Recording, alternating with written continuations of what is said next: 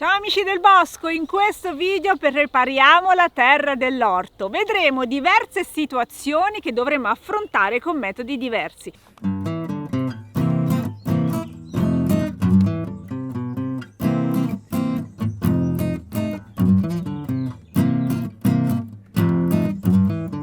Facciamo un test. Qui abbiamo un terreno quasi pronto, lo gestiamo continuamente, quindi vedremo soltanto come migliorarlo un po', vedremo come affrontare invece l'orto della stagione passata con tutti gli interventi che servono per la nuova coltura, e vedremo anche situazioni più selvagge. Ci avete anche chiesto come affrontare situazioni difficili per gli strumenti manuali, perché noi vi raccomandiamo sempre di non lavorare troppo la terra, ma a volte fare tutto a mano è difficile, quindi vedremo come intervenire anche quando la terra fa resistenza. Prima condizione, questa aiuola l'abbiamo già preparata in buona parte, l'abbiamo tenuta pacciamata d'inverno con tutte le colture che ci sono state, abbiamo passato la grillinetta e aggiunto già anche un po' di compost in superficie, poi l'abbiamo tenuta coperta anche per avere una tempera accettabile al momento del trapianto. Come possiamo ulteriormente preparare la terra? Vista la situazione odierna, potremmo fare un ultimo intervento, ovvero preparare proprio le buche che accoglieranno le nostre piante e andare a pacciamare in maniera importante tutto il resto, in modo tale che concentriamo le energie proprio sulla buca che ospiterà la pianta e ottimizzeremo così il lavoro. In questa aiuola metteremo tutte cucurbitacee, quindi quest'anno qui ci saranno cetrioli, zucche, zucchine, meloni, insomma vogliamo mettere diverse piante da qui in fondo. Sulla coltivazione delle cucurbitacee abbiamo un altro video con una serie di informazioni, l'abbiamo fatto proprio con Cristiano, vi lasciamo il link. Abbiamo spostato il telo che proteggeva il compost e è uscita fuori una quantità di vita incredibile. Comunque questo è praticamente pronto, è quasi pronto. Vai con la preparazione delle buche, le prime due sono per le zucche e le mettiamo a 1 metro di distanza. Possiamo subito andare a delineare proprio le nostre circonferenze che rappresentano le nostre future buche, dove faremo una lavorazione con la forcavanga e integreremo anche del compost.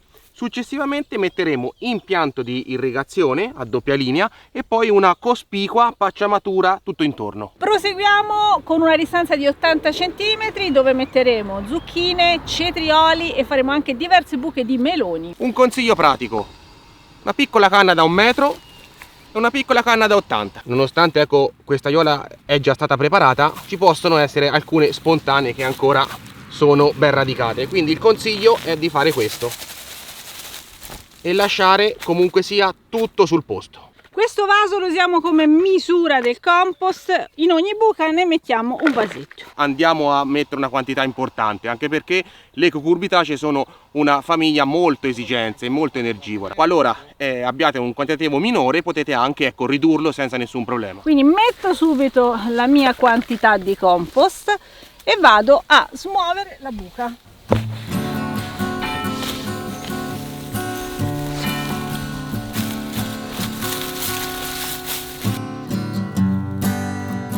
Il nostro obiettivo anno dopo anno è di lavorare sempre meno. Mano a mano che il sistema avrà trovato il suo equilibrio, i nostri interventi saranno sempre più piccoli. Questo è il risultato definitivo.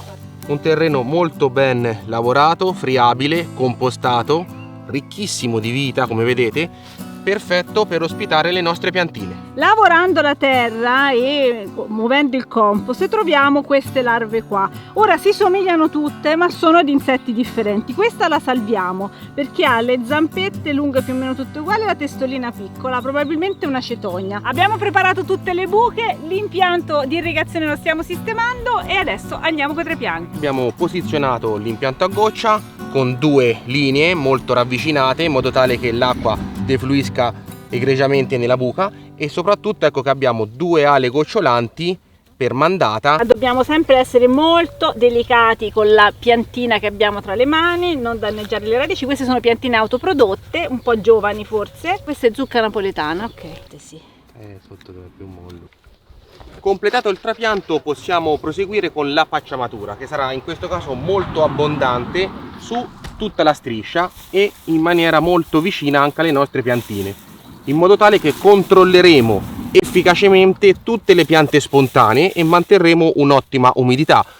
al tempo stesso continueremo il nostro processo di rigenerazione del suolo apportando sostanza organica. Se avete, come nel nostro caso, problematiche con le limacce o con le chiocciole, questa può essere la soluzione, la crusca, che andrà disposta in maniera circolare. Prima abbiamo fatto vedere una pacciamatura classica, oppure se avete questa problematica in questa fase iniziale potete fare una circonferenza di crusca tutto intorno. Con il terreno così pronto si può anche seminare direttamente. Lo stiamo facendo con i meloni e con alcune varietà di zucche. Questi sono semi standard, sono di arcoiris, ovvero sono semi non ibridi. I nostri meloni ci daranno semi buoni per la prossima stagione. Metto 3 semi per ciascuna buca. Lavoro completato. In questa fase le piantine sono molto fragili, dovremo seguirle con attenzione, fare attenzione che non arrivino le lumache. Per i semi ancora di più, dobbiamo controllare che germinino, li possiamo aggiungere se non funzionano, magari mettiamo delle piantine cresciute in semenzaio se vediamo che non ce la fanno. Se riusciamo a farle crescere direttamente nella buca avremo radici più forti. Prepariamo il suolo in questa aiuola, la condizione è diversa, abbiamo i residui della coltura precedente, diverse varietà di cavolo che ancora vediamo in fioritura, c'è della rucola, insomma ci sono diverse piante. Andiamo a sfalciare tutto e poi vediamo come sta la terra e come intervenire. Questo è ciò che resta di un cavolo, è una struttura bella grande, la tagliamo alla base e la portiamo nel compost, mentre le piante più piccole, più facilmente tagliabili con un decespugliatore, le lasciamo direttamente a terra. È un tronco. Come vedete abbiamo delle infiorescenze molto importanti che praticamente stanno quasi lignificando, quindi queste sono ideali per essere inserite nel compost. Questo è tutto materiale buono per il compost.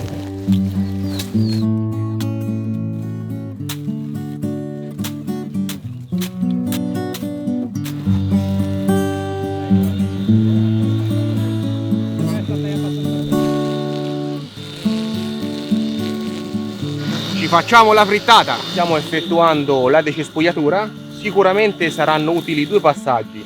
Il primo di trinciatura generale, perché come vedete tutte le piante erano molto alte, il secondo di rifinitura, poiché dovremo andare a inserire poi il compost e fare una lavorazione per la coltivazione successiva. Ok, pensi che possa bastare? Una bella decespugliata profonda, doppio passaggio, cercando insomma di disgregare anche i cespi d'erba più tenaci.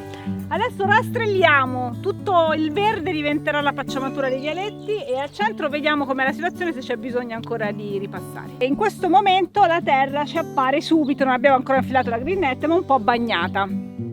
Che facciamo? Facciamo un test.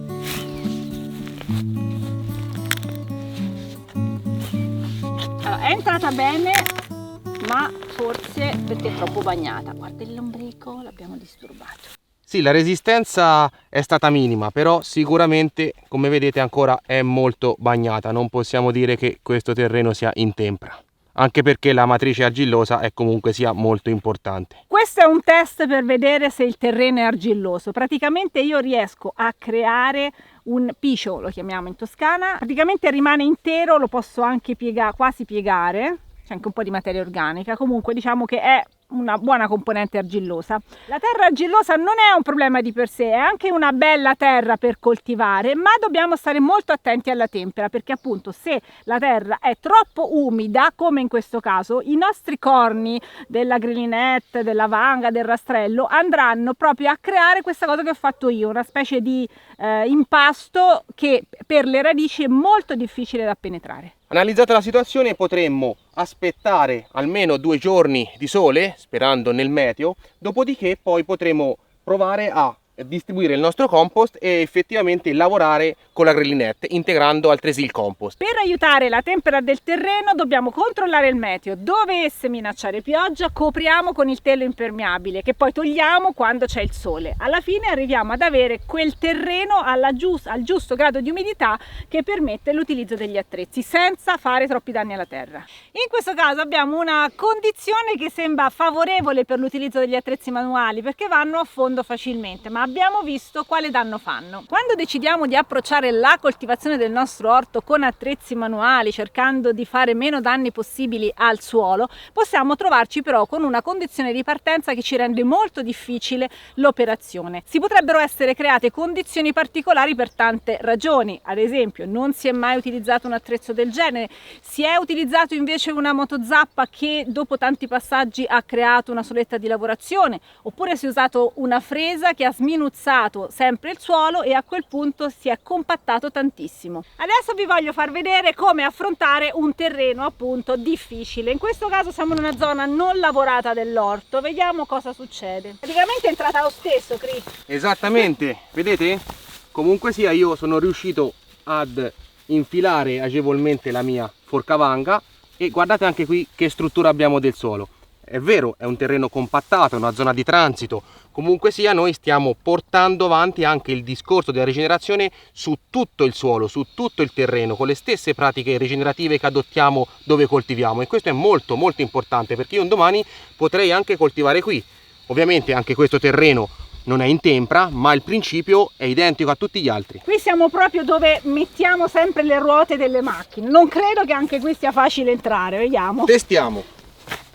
Questo perché tu sei forte, riesci a entrare lo stesso. Comunque si fa molta più fatica, come vedete, più tentativi, però anche qui posso osservare che il lavoro di pacciamatura e gestione biomasse e rigenerazione in generale sta portando i suoi effetti, perché un domani anche questo suolo molto compattato, pressato dalle automobili, potrà essere coltivato. Qualcuno mi ha scritto dicendomi: non riesco a lavorare per niente la terra. Difficilmente non riuscirete a fare niente, anche pochi centimetri, magari si riesce a entrare per i primi 5, ci si riposa un attimo, si va giù ancora 10 centimetri, avviamo il processo, poi mettiamo magari una bella pacciamatura e appunto facciamo lavorare la terra e gli organismi che ci vivono al posto nostro.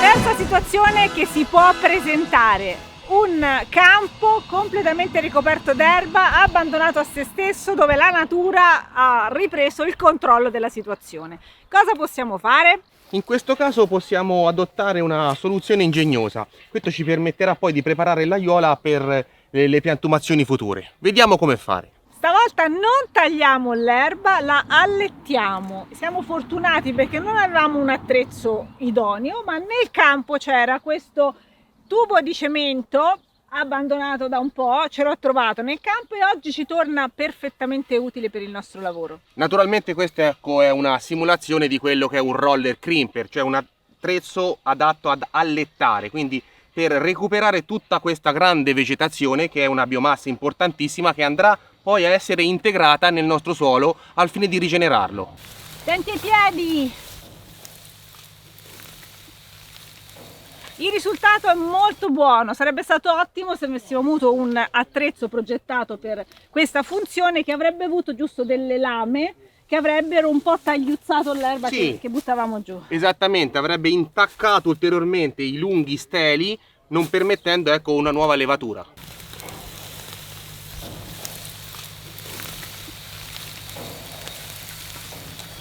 C'è un altro passaggio importante da fare, ma prima controlliamo il suolo come sta, vogliamo conoscere la condizione di partenza. La resistenza è stata moderata, come vedete anche qui il terreno è discretamente bagnato, però ha una fantastica struttura ed è pieno di vita. Adesso ultima fase, molto semplice, andremo a fare una copiosa, importante pacciamatura affinché tutta questa materia organica si degradi. Quindi avremo per l'orto invernale sicuramente un'aiuola rigenerata con un controllo delle piante spontanee. Per pacciamatura importante ritengo ragionevole uno spessore minimo del genere, ma potete anche aumentarlo ulteriormente. Dobbiamo assicurare di coprire tutto quello che prima abbiamo allettato. Tutto il lavoro è mantenere ben coperto, giusto? Esattamente. Durante i mesi gran parte di tutta questa grandissima quantità di sostanza organica si degraderà. Quando andremo poi a preparare effettivamente la nostra aiuola, sarà sufficiente scostare sui camminamenti la parte residuale e andare a lavorare con la grillinette. Quindi il passaggio con la grelinette è obbligatorio, non è abbastanza quello che faranno i microrganismi a terra, i lombrichi eccetera che lavoreranno qua sotto? Questo lo osserveremo, ma sicuramente nella stragrande maggioranza dei casi un decompattamento importante, anche perché noi vogliamo decompattare, alleggerire e preparare il terreno per le nostre future coltivazioni.